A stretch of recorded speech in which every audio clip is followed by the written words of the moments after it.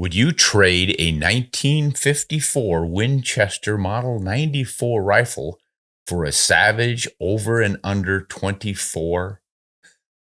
And Grizzly Bear defense on this episode of Ron Spomer Outdoors Podcast.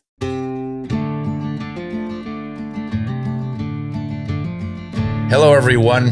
We've got an interesting exchange with one of my patrons on Patreon.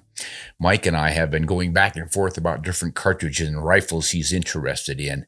And boy, he really surprised me the other day. Let me read you what he said. Ron, I love the content. I have two questions for you. First, my Sauer 2025-06 has a trigger that breaks at a half pound. Can a gunsmith go the other way and make a trigger heavier?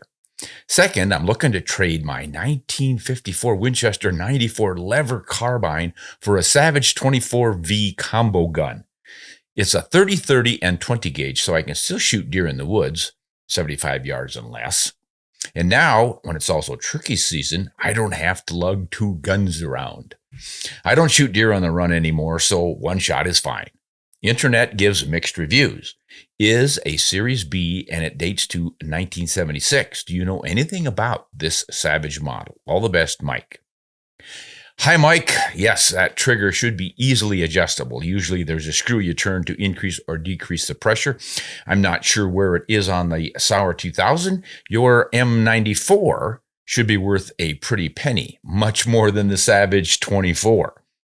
I've worked with that rifle and I found it a pain because it has, at least in the model that I worked with, an external hammer as well as a safety and a barrel selector switch. You might not have that extra on yours, but I was all prepared to select rifle versus shotgun and pull the hammer, two things to do, but I forgot about the safety when a gray fox came into a call. Click, thumb, click again. By the time I finally remembered the safety, Mr. Fox was gone. That happened again with a coyote. So no big deal once you get used to those extra steps, but it's not a smoothless transition from a normal gun. It is indeed versatile, but not all that nicely made, balanced, or simple. But it surely will give you the tools to take deer or birds on the same hunt. Good luck. Yeah, you can go to a gunsmith and have triggers adjusted, even the ones that don't come with a adjustment screw. A gunsmith will be able to hone them down, but that is a real art, so you don't want to mess with that. But boy, these days, a lot of them just have a simple screw that you can turn, and they limit it. They might go down as low as 1.5 pounds and up to 5 or 6 or so, but usually set, I like around 3 pounds, especially in a hunting gun. You're out in the cold, your fingers are kind of numb, or you're wearing gloves, or just an accidental discharge kind of thing. You don't want to get too light. We're not out there trying to win a new world's record on a target shoot or something. So don't get too light on those triggers, and Mike is pretty smart here for trying to get it increased from 1/2 pound. All right. Oh, hey, Mike wrote back. Almost forgot. After my reply, he said, hey, thanks, Ron. You talked me out of a trade. I might still look for one. I know you like those Winchester 94 levers. I have a newer Browning BLR in 6.5 Creedmoor that fits me better and shoots better for me. 120 grain Barnes bullets.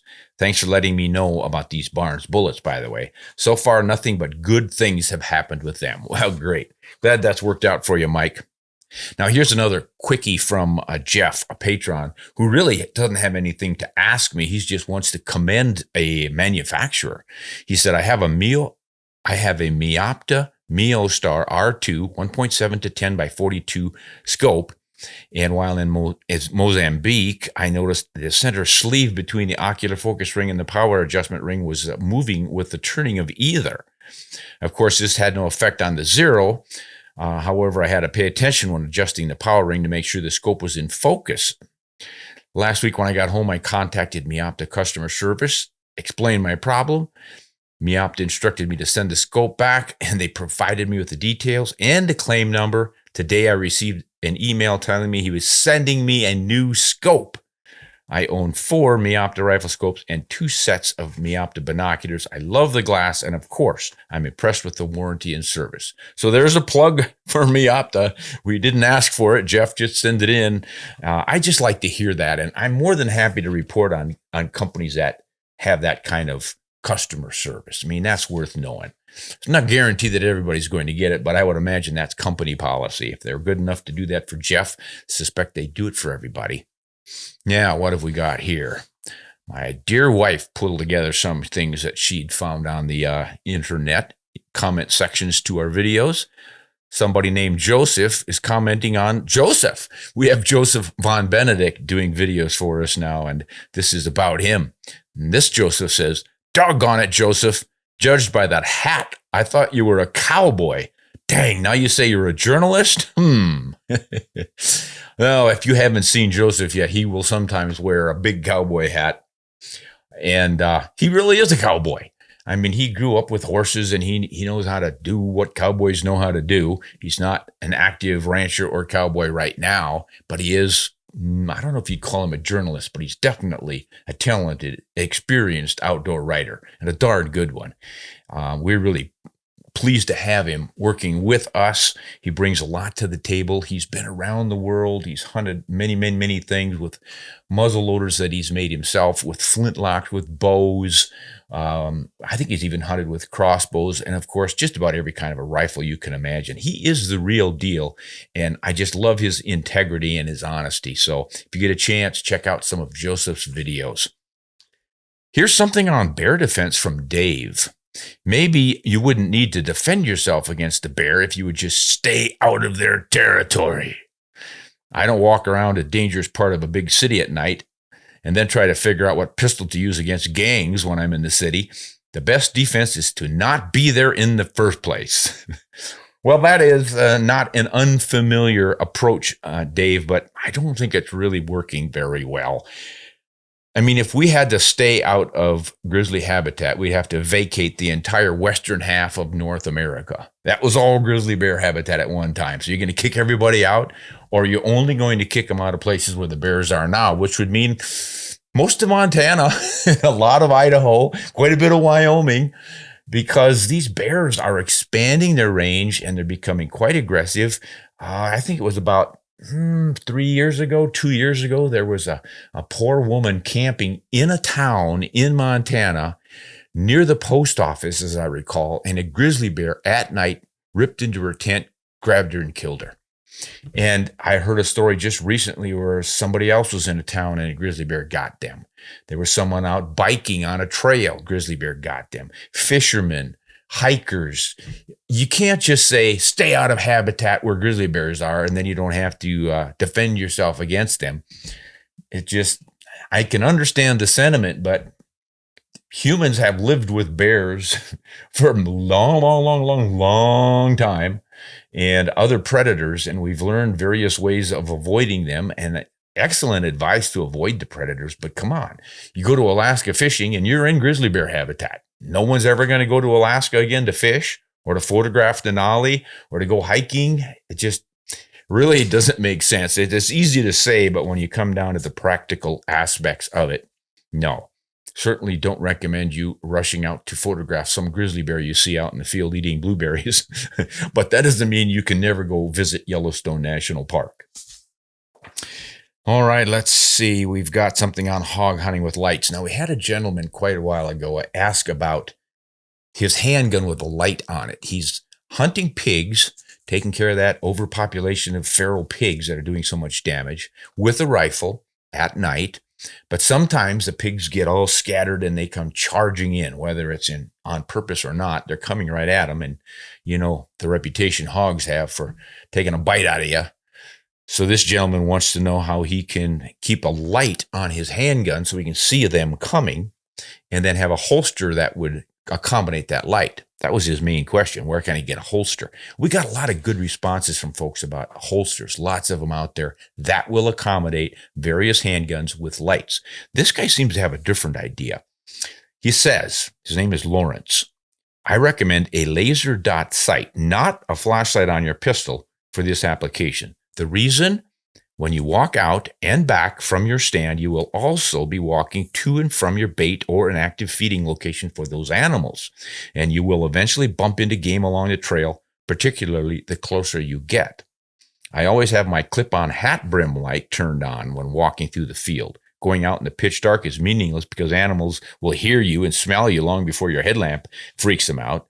So I'm convinced that the best option is to use your ears to locate the threat, then simply turn your head to get the light onto the threat. Then use a laser dot sight to quickly get your gun's muzzle onto the threat. Lining up front and rear sights, headlamp, light, gun light, etc. is an awful lot to line up when you hear grunting and hoof prints coming your way. So all you have to do is turn your head, get that green dot on it, and lay down fire without worrying about sight alignment.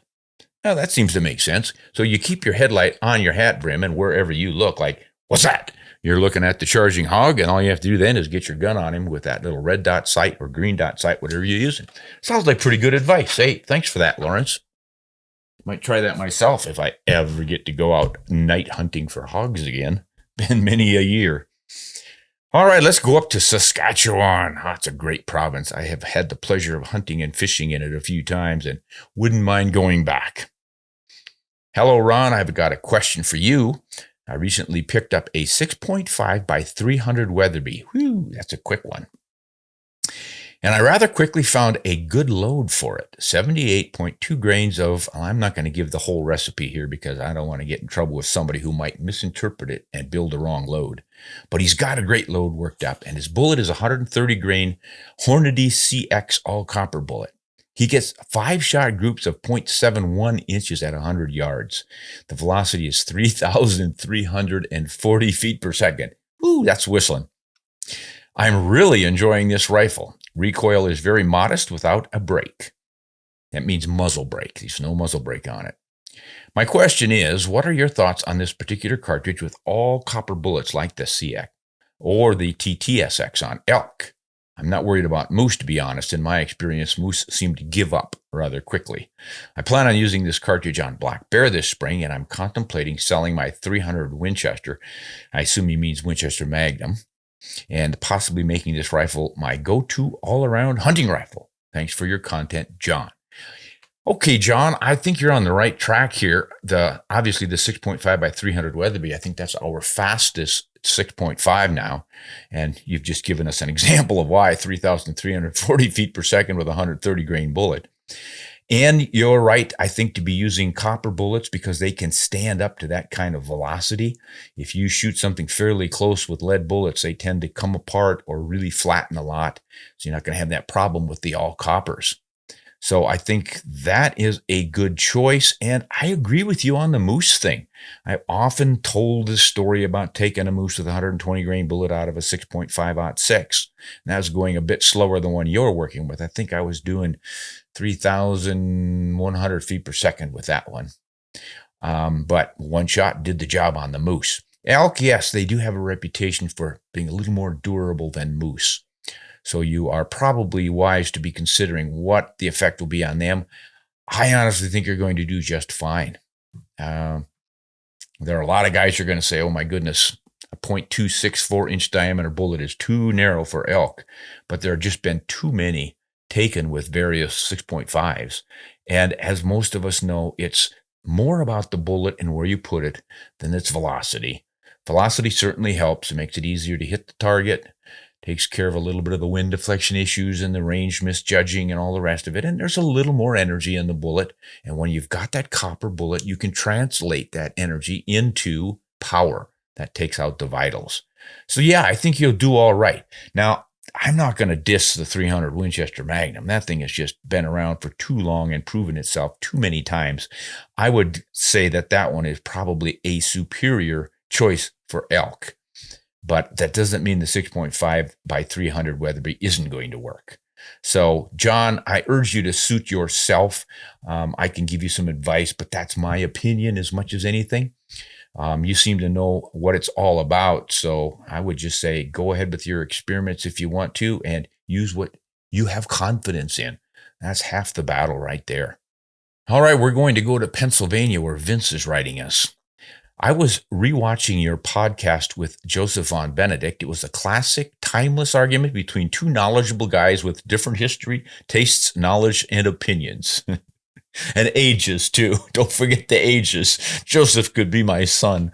And I'd be pretty proud to have him for a son. He is a good guy. Hey, I have a bone to pick, though. And I rarely, if ever, hear anyone mention this about long-range shooting. Now, I'm talking about beyond 300 yards. My issue is the follow-up, the tracking job after the shot, the recovering of the animal.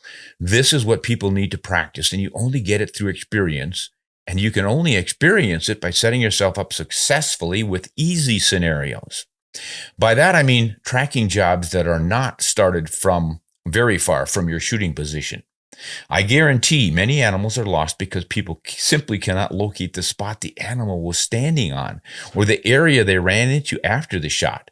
And therefore, they can't locate blood sign or tracks simply because the canyons and the terrain and that needs to be traversed to make it 600 to 800 yards farther away.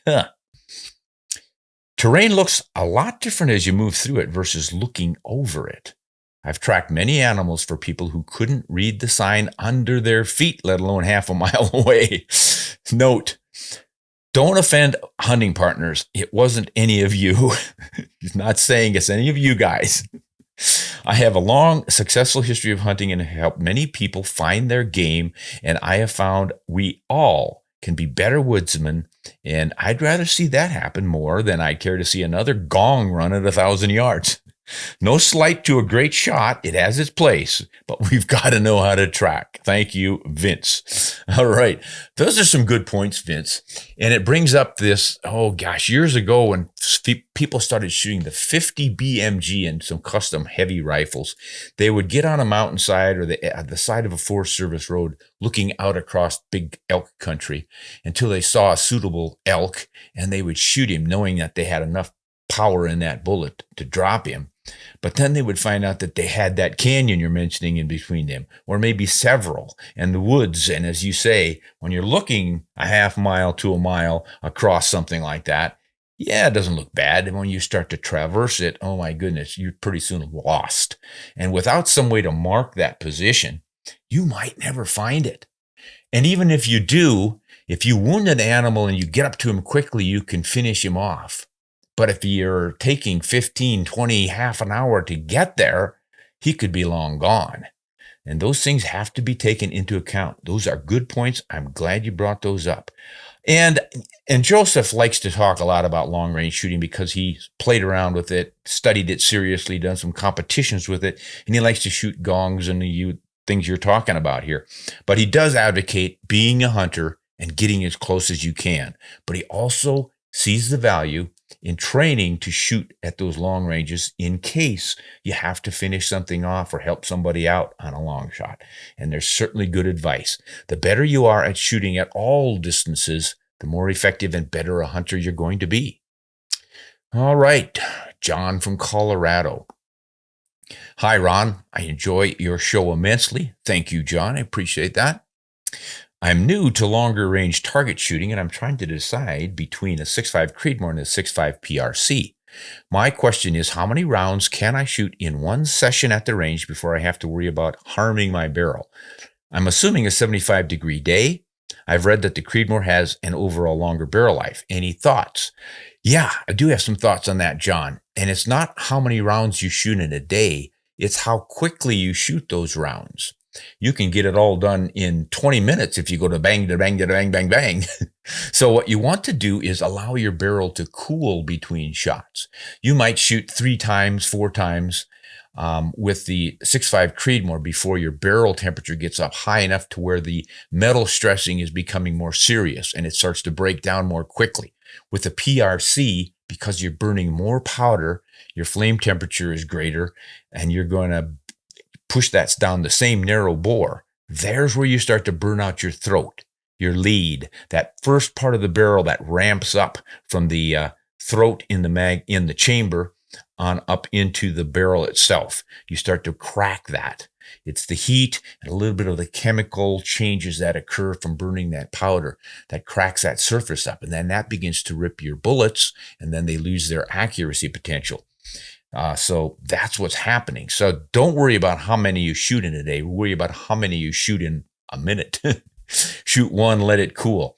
You go to a shooting range where there's an experienced gentleman or woman shooting pretty much any rifle they want to maintain maximum accuracy with, and they may wait 3 to 5 minutes between shots, depending on the temperatures. And I've seen folks who will cool their barrels with various fans and hoses, and sometimes even put wet rags over it for evaporative cooling. And I've done that. Terry cloth towel, lay it over the barrel, have a lot of water run over it, cools it down really quickly. Some people say, oh, then you got a rusty barrel. No, it dries off so quickly that it doesn't rust. And when you're done with your session, you oil it and everything will be fine. But there are ways to tame things down if you're in a hurry and you need to shoot a lot. But generally, that's the problem, shooting consecutively a lot. All right, let's go to Ohio, where Milt writes in, I'm an older hunter and I'm fairly set in my ways. And if it's not broken, don't fix it. Back in the late 90s and early 2000s, I switched from partition-style bullets to ballistic silver tips for all of my Western hunts. They were fast and the accuracy was excellent, but I experienced significant meat loss from impact hemorrhaging created from these bullets.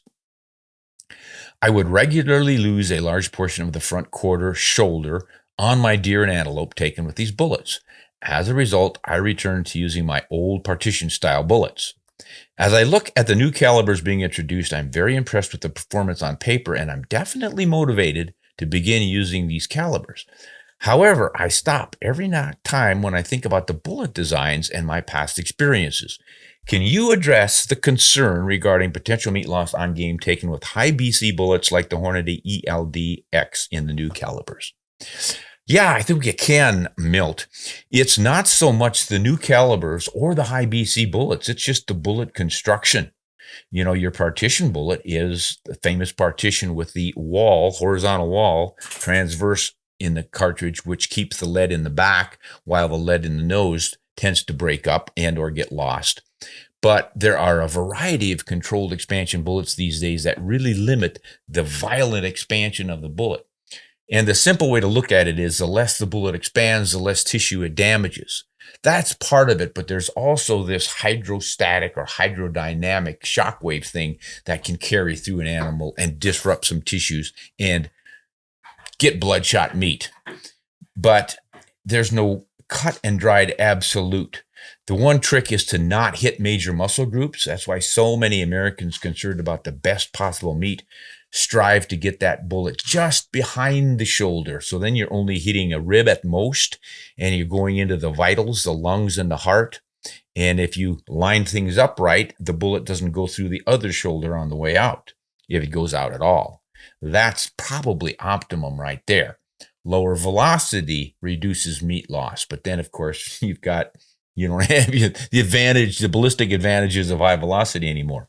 But the BC of the bullet has little or nothing to do with it, unless it's contributing to the higher impact velocities that you don't want. But I have found that if I work with, say, a Barnes X style bullet, hammer, cutting edge, Badlands Precision, any of these new copper bullets that don't overly expand, don't tear things up as much. But here's a funny thing, and I've reported on this a couple of times already, and I think it's worth saying again. The worst bloodshot meat whitetail I can remember in the last probably 20, 25 years, I took with an arrow, a broadhead. I was using a crossbow last year, hunting with big Kansas whitetails. Great operation over there. First morning, big buck comes in, like 162 inches of antler on this guy. And I took him with a crossbow right behind the shoulder, angling forward out this one. He ran off, thundering away as they do, and into the woods and disappeared. Tracked him up, found him lying there dead, opened him up, and he was bloodshot from the neck through the hams on the back on that side. Now, that wasn't from high impact velocity or an expanding bullet. It was just a broadhead. Here's what I think is happening. You cut the right arteries and enough of these vital tissues, you've got your blood flowing where it doesn't normally flow, and it gets in between the muscle groups. And when the animal is running like that, he's pumping that through his system. So it's not bloodshot meat from the shot of the projectile. It's from the action of the animal running. And that may be what some of us are seeing on some of these so-called bullets, bloodshot meat animals. Then again, plenty of times I have hit a major muscle group. The worst is to shoot high and catch that spine and ruin some of the loin, because there it's not only the bullet, but also pieces of bone that explode out of there, and that tears up meat pretty badly. So take your time, wait for that perfect broadside shot, and go behind the shoulder, and I think you're going to minimize your issues. And then you're on the right track with a controlled expansion bullet. But the partition, pretty good option, but there I think you're not keeping your ballistics coefficient as high for good ballistic performance. A good option instead of the ballistic tip from Nosler is the AccuBond bonded bullet. It still has the sleek shape and the polymer tip. And then if you go with the AccuBond long range version, it's even more sleek, higher BC, and you've got a controlled expansion bullet at your disposal. That I hope should work for you, Milt, but good questions, and thanks for being concerned about that meat, because we eat all sorts of game meat around here and absolutely love it. It's just one of the wonderful things about being an active outdoorsman and hunter. We try to get as much of our food as we can from nature, because that's kind of the way the whole system was designed. We're not what you would call Ewell Gibbons, if anybody's old enough to remember him. He advocated all sorts of natural foods, going out in the woods and finding fiddle-necked ferns to eat and various fruits and nuts and all this stuff. But we do grow an organic garden and get a lot of our produce that way, and we keep chickens for organic eggs, and there's lots of fun, but not as much fun as going into the woods hunting, I'll tell you that. Here's Jerry from South Carolina. Mr. Spomer, I watch your YouTube channel religiously. Religiously, man, that's pretty dedicated there, Jerry. I thank you for that. I'm a little confused about barrel twist rate. Boy, a lot of folks are, Jerry. You're not the Lone Ranger on this one. A 270 Winchester with a 1 in 10 twist rate will not stabilize long, heavy BC bullets. But a 300 Win Mag with the same 1 in 10 twist rate will shoot and stabilize Federal Gold Medal Berger Hybrid Match 215 grain bullets perfectly. What advantage does this 300 Win Mag have over the 270 with the same twist rate? Respectfully yours, Jerry. That's a great question, Jerry. Well, you see, the difference is the twist rate, 1 in 10, in each caliber or cartridge is going to stabilize or not based on several things. The twist rate itself, the length of the bullet, not the weight, the length of the bullet, and the rotation of the bullet. So if you have higher velocity from one cartridge, that will improve its stability a little bit by spinning it a little bit faster, regardless that the twist rate is the same. So the velocity helps a little bit. But mostly it's the length of the bullet. You see that 215 grain bullet sounds like, wow, that one's really a lot heavier than the 270, which would have probably been a 175 or a 160. Why wouldn't they stabilize with the same twist rate? Because the 215 grain bullet in a 308 is shorter than the long bullet you got in your 270. It's the bullet length that determines your need for more twist rate. The longer the bullet, the faster the twist rate needed to stabilize it. And there's a good, simple chart for figuring this out online. I can't remember it, but it's part of the Berger Bullet brand on their website, I think. So just look into Berger Bullets, bergerbullets.com probably, and or do a search for bullet stability chart. And you should find that. You just punch some numbers in, it'll tell you whether or not that bullet is going to be stable at a certain twist rate. All right, great question, Jerry. Now, here's one from New Zealand from Vincent, and I don't know, I think I've answered this one once before, but he's asking a question that comes up fairly often about Remington 700s, and that's the bolt handle coming off. Would you please comment on the integrity of the bolt handle adhesion of the Remington 700? I know this has been discussed in forums before, but I value your thoughts, Vincent. Yeah, Vincent, the deal with the 700 is that the bolt handle is brazed onto the bolt body. It's not an integral part. So it is possible for that to break off right there. And the solution is, well, you can TIG weld it, I guess. There's different ways of welding it to make sure it stays on. But obviously, Remington wasn't doing that. Didn't think they had to, but if you got really aggressive with that thing, you could tear it off. And I actually, once upon a time, believe it or not, did that. So it does happen. So what a lot of custom gun makers are doing, and quite a few companies now, is that you just mill it from one bar stock. They get a chunk of bar stock and they mill it down to the bolt body and handle. So you're not going to be twisting it off. I don't know if the new Remingtons are doing that. It wouldn't surprise me if they are. And some other manufacturers will literally screw it in. They'll thread the bolt and the handle and then screw them together. So some options to keep things staying together there. And then Luke from Michigan. Hi, I'm trying to figure out the best bullet and or cartridge for a future elk hunt. Boy, you're not the only one, Luke. We're all doing that. And every year it seems like more and more people do it more and more. So Luke continues, I'm going to Colorado for an elk hunt, and for my first trip, I'm using my dad's 300 Winchester Magnum. Good choice. Great choice, in fact. But I'm looking to get my own rifle for a future hunt. I want to pursue elk, moose, bear, mule deer. You're just like the rest of us, Eric, or Luke. You want it all. I can't blame you. I did the same thing when I was younger, and by golly, here I am still doing it. So you want to hunt elk, moose, bear, mule deer, and all the rest of these wonderful Western creatures. Should I go with a 30-06, which I have experience with, or should I buy my own 300 Win Mag? And if so, what would be the best bullet for elk? Thanks. Okay, Luke, you can definitely get by with your 30-06. What you get with the 300 Win Mag is more reach, probably going 300 to 400 feet per second with the same bullets. And that's going to give you a maximum point blank range of, probably 50 yards more than you'd get with the 30-06. But if you like to take your shots close inside 300 yards, say, or even 400, and you know your drops, your 30-06 has more than what it takes to cleanly kill an elk with the right bullet. So either one of those will work for you. Now, what about that best bullet? A lot of different answers on this one. I mean, I hear from guys who swear by the Berger bullets, which are pretty much a cup core bullet that breaks apart. They say they go about 3 inches into the animal, start tumbling or something, and then kind of explode. And boy, can that be deadly. But then there are times when bullets like that can hit a major muscle group and not get inside before they explode. I've only used Berger on game once, and it was a violent damage inside the animal. So there is one option, but you've got to be careful on placement with that one. Then there are the controlled expansion all copper bullets that expand pretty nicely at high velocities and energies. And you've got to be careful with this one because when you get to longer ranges, they may run out of steam and then they don't open quite as reliably. So you end up with a smaller wound channel.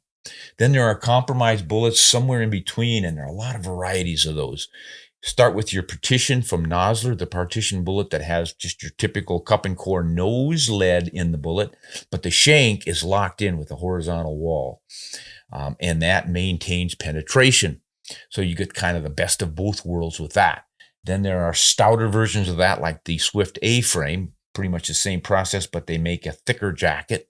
And that generally stays together and the nose lead stays in there. It doesn't break up as much as the partition. Then there are your bonded bullets where the jacket is molecularly bonded to the lead in the core. And those tend to stick together, but the lead does erode against the tissue.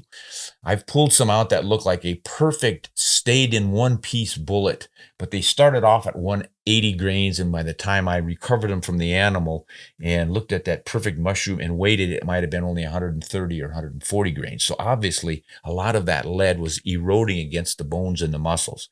And then you've got the issue of lead in the meat. Some people say it doesn't matter. Others say it's a serious health concern. I don't know. Take your pick, but this is what's happening. What other options on bullets out there? There are different hybrids where they might have lead in the shank and a hollow copper nose. The Federal Terminal Ascent is kind of like that. I'm forgetting exactly how that one's built, but boy, a lot of guys are high on that one. So yeah, you've got a lot of options and they all work pretty well for elk. I would recommend the controlled expansion type because an elk is a pretty beefy animal and it's pretty Well, it's a lot more easy to have your bullet fail to get inside on an elk than on a mule deer or a whitetail or a sheep or anything else.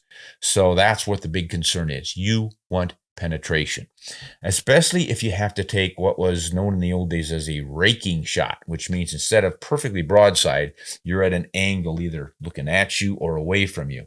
So you try to slip it behind the last rib and come forward.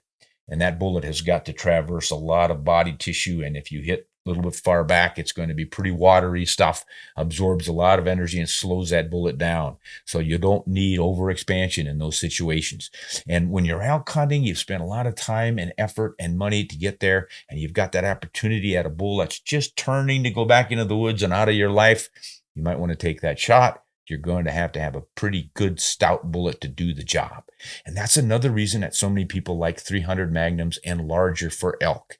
You want that bigger bullet, that more mass and momentum to drive deep.